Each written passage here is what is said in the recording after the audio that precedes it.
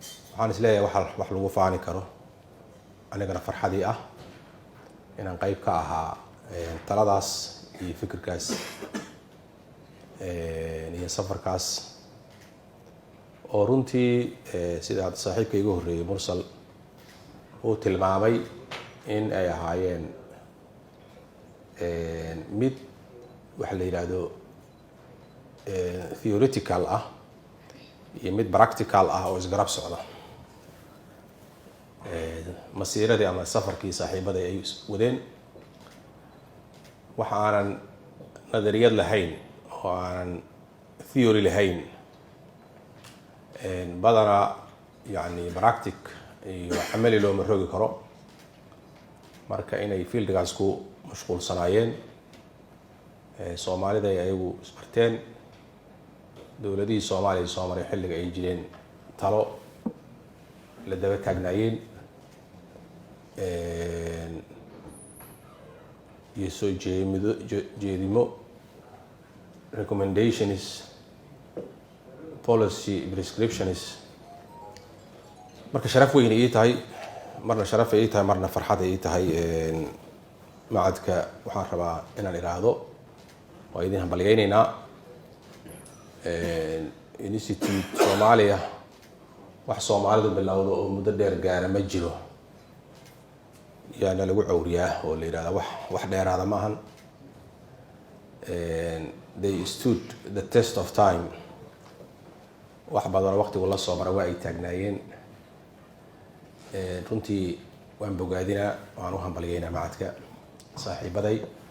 haddaan u roonaado oo aan ammaan ku dhoobana ma ahan saaxiibtinimo keliya, waa runtii waa mutaysteen. dhanka kale suu tilmaamay geedi socodkaas geedi dhiska ah, dowlad dhiska ah muddo dheer ayuu soo bilaabmay. maalinkii la aasaasay ilaa hadda madashaas yani ama waxay dhihi jireen forum for ideas lagu soo bilaabay, madal afkaarta la isku weydaarsado. maantana halkaas soo gaaray macad weyn ah, saaxiibaday kala duwan ay soo wada mareen, juhdiga iyo ay geliyeen dadaalka iyo contribution ay ku lahaayeen yani in la balwareeyo afkaarta Soomaalida. aniga waxay ila tahay maadaama aan fiqiga waxa la yiraahdo Soomaalidu fiqiga diiniga ah waxay u fahamtay kaniga diini waaye. waxaa jira fiqi oo maaragtay dowladda ah, wax kasta oo nolosha kamid ah fiqiga u baahan yihiin. fiqigu macnihiisu waxa waaye alfahmu daqiiq, inay aad loogu mashquulay marka ugu horreysay inaan dhahno horta aan fahamno si fahmi daqiiqa aan dowladnimada fahamno, waxaa ka khaldanna ha la fahmo, ha loo fariisto, ha loo xeraysto, ha loo jilba jabsado, markaas ayay sugmaysaa. afkaaraha ay ka asaasantay heritage ama baahiyaha markaas jira waxay ahayd talooyinka oo dhan oo Soomaaliya ku saabsan kama imaanaynin Soomaali, kama aysan imaanaynin meelo kale ka imaanaysa oo ajnabi ah. fikirku markaas yimid haddii annaga afkaartii ay meel kale ka timaado say mudaabiq ugu noqonaysaa mushkilooyin Soomaaliyeed. yani Soomaali baa lehse ku suurtagelaysaa haddii afkaartii meel kale lagu soo dhaliyo. if knowledge is produced by someone else, haddii cilmiga nin kale kuu soo abuuro kuu keeno, adigu aad ka tahay consumer ka noqotid ood quudatid adiga bis oo aadan adiga knowledge ka soo saari karin, halkaasay horta ka timid baahidu. maanta waxaan u maraynaa Soomaali inay tahay oo meel soo gaartay. intaas waxaan ka leeyahay kuma aanan dheeraan weliba macadkan iyo ahdaaftii loo asaasay iyo afkaartii ka dambeysay iyo talada uu ku yimid. maantana in halkan soo istaago oo anigoo matalaya xukuumadda Soomaaliya, khaasatan weliba portfolio oo dastuurka iyo sharciga maxaan dhihi lahaa waxa la yiraahdo cadaaladda anoo matalayna soo istaago waa muwaafaqatul qadar. waxaan u arkaynaa annaga waxa maqan oo dowladnimada Soomaaliya ka maqan waxa waaye sharcigu inuu sareeyo waaye waxa la yiraahdaa rule of law Soomaaliya waxay soo martay waxa la yiraahdo oo experience-geedii taariikhda soo maray way yar tahay inta ay nooleed Soomaaliya dowladda ay ahayd waa 30 sano 2/3 oo kamid ah the rule of man nin baa talinayay marka dadka Soomaaliya xataa culture uma lahan waxa la yiraahdo the rule of law marka in la soo celsho waa wax weyn waaye the rule of law marka xagu ka bilowdaa wuxuu ka bilowdaa waxa maanta dhan aan ku celcelinayno afka qalaad oo leena constitution dadku Soomaalida see loo fahamsiiyaa marka the supreme law of the land sharciga kan ugu sareeya waa dastuurka the supreme law of the land macnaha waa asaaski waaye usuushiisa waa jiridiisa waa sharciga meesha ka imaanaya meesha ka soo burqanaya waaye haddii asaga aysan jirin marka min ayna tastamid shuruucda xagee ka imaanaya yani asaaskiiba haddaan si fiican weli loo dhigin asaaskaasu marka maaragtay waa maqan yahay waa uu maqan yahay waa ku celinayaa 50 sano ka badan uu maqan yahay 69kii ugu dambeysay haddii musiibo umad haleelayso sharciga lagu dhaqmo ama sharcigu inuu sareeyo 50 sano ka badan ayay maqan tahay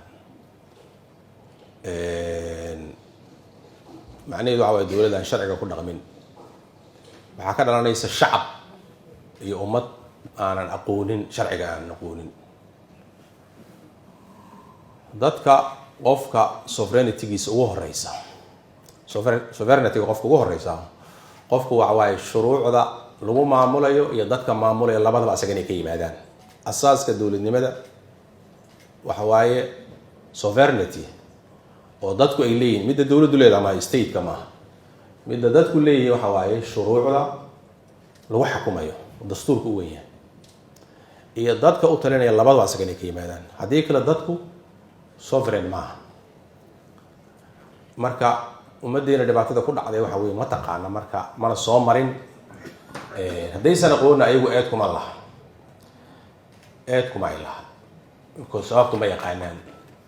sababtaas waa sababta dad badan oo dhalinyaraha oo Soomaaliyeed maanta markay hor yimaadaan nagoo siyaasiyiin markaan hor fariisanay ku leeyihiin dowladdan tii loo baahnaa maaha dowlad awood badan macnaha dowladdan sharci ku soconay rabaan dowlad awood badan aan u baahnaa anaga dowlad dalka u talisaan u baahnaa waxaan kaloo rabaa inaan tilmaamo maalinka ay soo bilaabatay in dastuur dalka loo sameeyo oo dadka Soomaaliyeed heshiiyeen ay dowlad dhistaan ku heshiiyeen 20 sano ka hor waaye processkaasu marka waa dheeraaday dabcan waa dhaliil leeyahay waa dheeraaday laakiin ummad burburtay oo dib u soo kabanaysa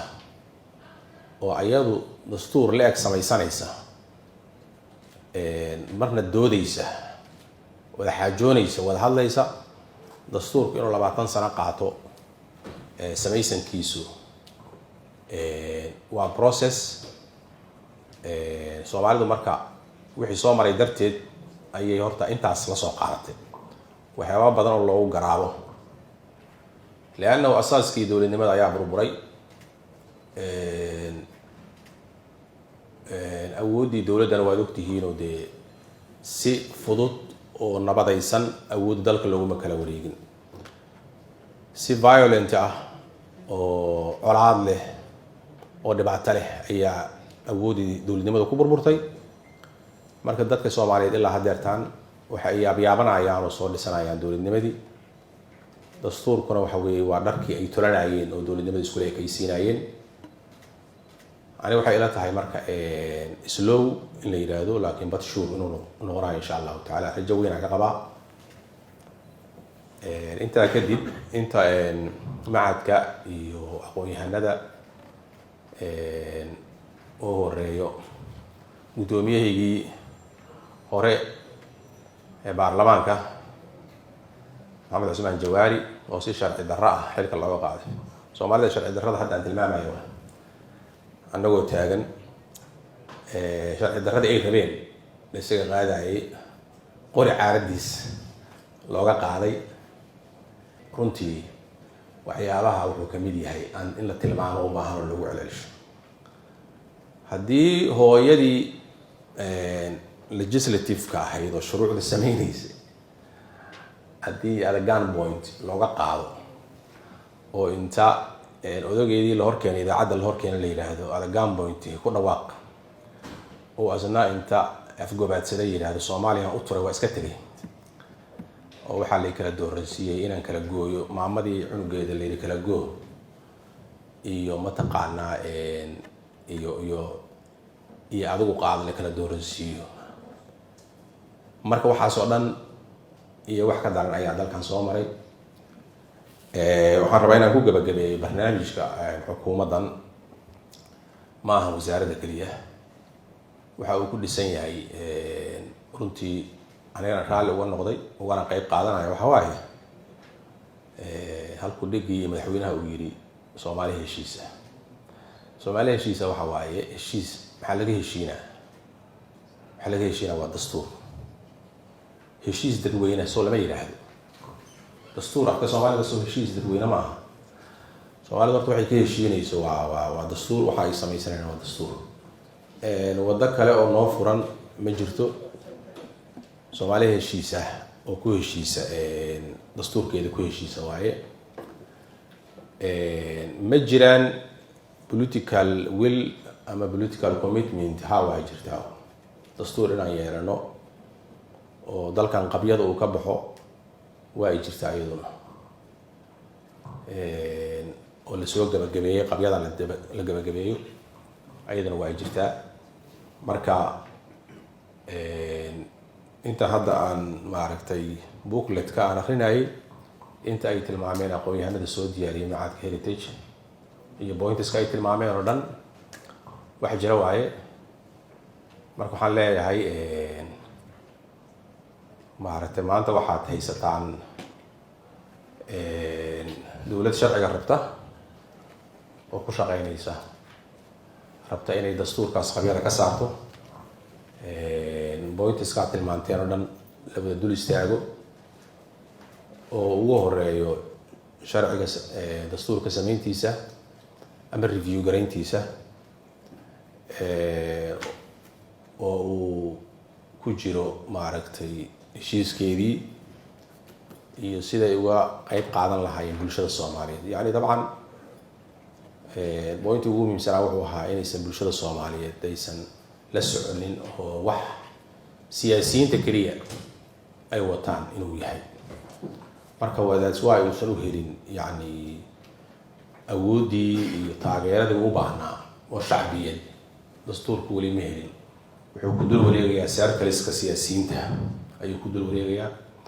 marka in laga daadajiyo macadka Heritage waa idin mahadcelinaa. arrimahaas aad ka shaqeynaysaa u taagin muddo dheer iyo daraasaadka ka soo saarteena waa la socday. insha allahu tacaala markaan waxaan iswaafaji doonaa theory-ga iyo practice-ka inaan iswaafajino si aan u dhamaystirno qabyanimada nooga jirta dowladnimada